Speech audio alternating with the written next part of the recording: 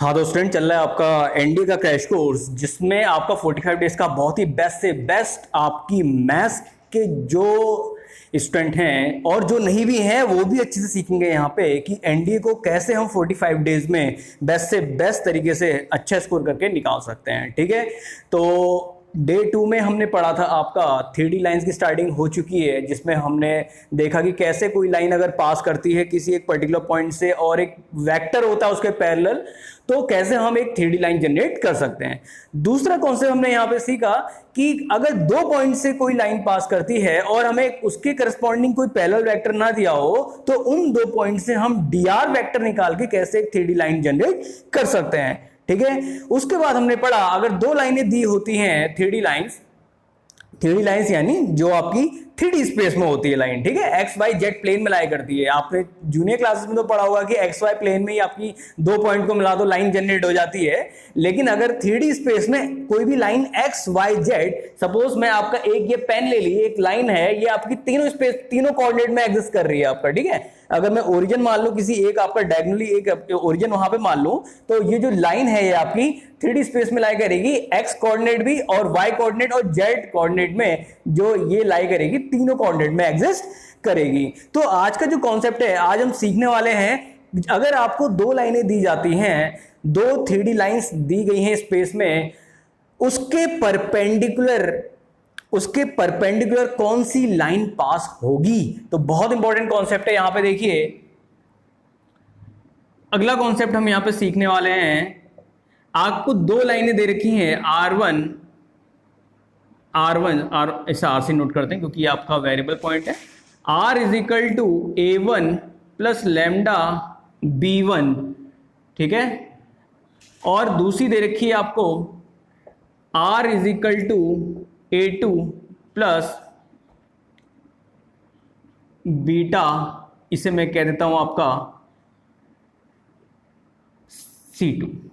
ठीक है, या ऐसे B2 कह लेते हैं।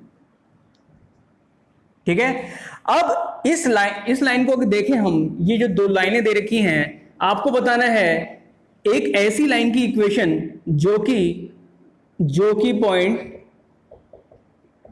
पॉइंट जिसका पोजीशन वेक्टर आपको दे दिया, सपोज आपको दे दिया A3 आपका एक पोजीशन वेक्टर दे रखा है एक पॉइंट का।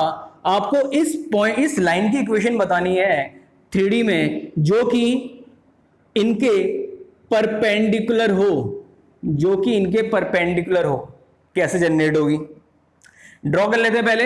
सपोज आपकी कोई भी लाइन ये है, आप जानते हैं कि एक लाइन आपकी ये है, इसके करस्पॉन्डिंग वेक्टर आपका ये B1 है। ठीक है, ये इसके करस्पॉन्डिंग B1 वेक्टर है। एक सपोज कोई भी आपकी लाइन दे दी, आपकी ये वाली है। ठीक है, इसके करस्पॉन्डिंग आपका वेक्टर आपका क्या है, C2 है। ठीक है, ये C2 है, ये आपकी दे दी, आपकी ये लाइन 1 है, ये लाइन 2 है। ठीक है, अब देखिए एक वेक्टर आपका ये दे रखा है B1 और दूसरा वेक्टर आपका दे रखा है C1। ठीक है, एक वेक्टर B1 है, एक वेक्टर C1 है। आपको बताना है एक ऐसी लाइन जो कि इसके परपेंडिकुलर हो। कैसे निकालेंगे, आप जानते हैं अगर दो वेक्टर का क्रॉस निकालते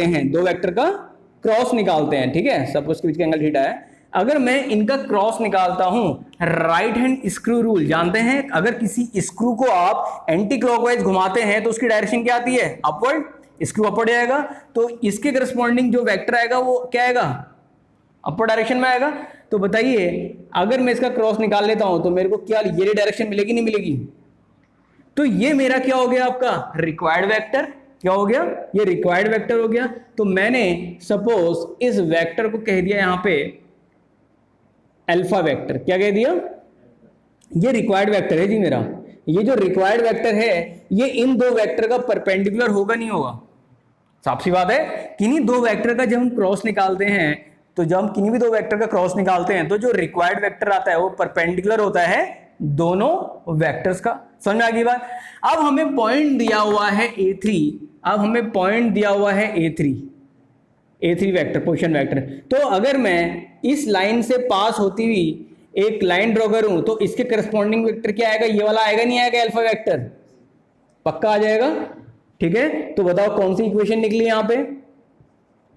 are vector is equal to A3 vector plus, हाँ इसको हम लेमडा नोट कर रखा है तो इसे हम म्यू से कर लेते हैं, ठीक है। ये आपका हो जाएगा अल्फा वेक्टर, और अल्फा वेक्टर की वैल्यू कितनी होगी ये बता दो मेरे को आप? A3 vector plus mu times of B1 cross C1। समझ में आ गई बात, नहीं आ गई? अच्छे से क्लियर हो गई? नहीं, इसे B1 क्रॉस C1 नहीं कहेंगे, इसे हम C1 क्रॉस B1 कहेंगे, क्योंकि देखो ना ये आप फिंगर ऐसे रख दो, C1 क्रॉस B1, ठीक है, ठीक है। तो यहाँ पे आप क्या करेंगे? C1 क्रॉस B1 लेंगे, C1 क्रॉस B1, ठीक है। तो जो फिंगर जहाँ के जिससे जिधर की ओर कर्ल होती है तो पहला वेक्टर वही आता है, ठीक है। अगर मैंने B1 यहाँ रखा होता तो तब आपका हुआ था, ठीक है। तो इसको नोट कर लीजिए, बहुत इंपॉर्टेंट कॉन्सेप्ट है, क्योंकि आपका ये सीधे पूछा जाएगा। बाकी कार्टेशियन इक्वेशन तो निकाल लेंगे, इसकी कोई दिक्कत नहीं होगी, कार्टेशियन इक्वेशन निकल जाएगी।